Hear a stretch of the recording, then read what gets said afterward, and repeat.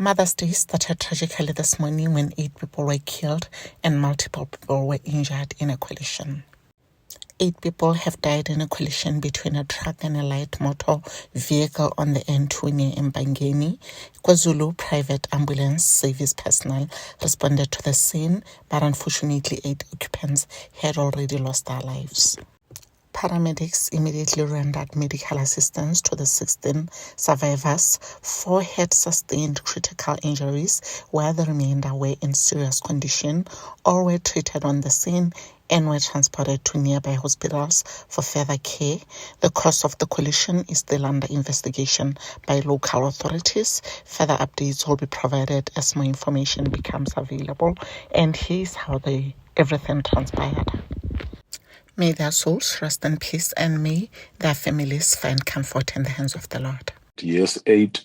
You might have heard probably contradicting numbers, 9 or 8. It's because it was still a live scene, and our team are still in hospitals. Others are been deployed and dispatched to mortuaries just to identify those bodies. So I think we are still at that point in time, and the driver who was driving the tow truck has been arrested at this point in time, but is also in hospital.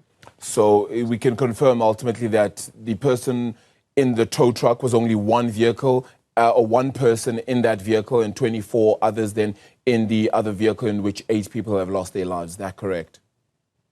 Very true. That's correct. That is ZCC members, yes, were in a pilgrimage towards to Mkanyago, the district coming from Mpangeni. Yes, we can confirm that. Yeah. In terms of medical assistance, I know you've just said that a lot of others have been injured, sent to hospital. Is that the case? Is that severely injured, or these minor injuries that you are foreseeing?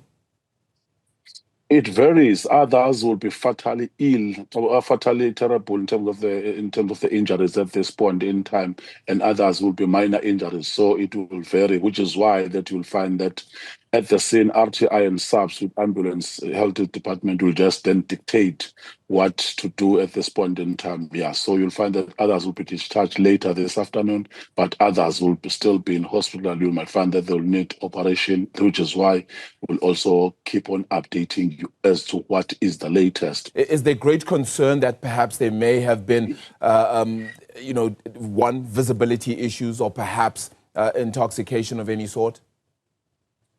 It's dangerous for us to speculate, and remember that, which is why on the initial task we give you the preliminaries, and which is why I gave you the incident that the police have taken the driver of the tow truck driver into their custody, even though he's in hospital. It's something that they usually do. It does not directly link of what happened, which is why as well we don't even say that why were they in an open low LTV or the long wheelbase. So at this point in time, because once there is a fatality, we just treat that as a very sensitive matter, which is why we also crave the indulgence of our people that when you pass the live scene, it's always strategic not to post and just highlight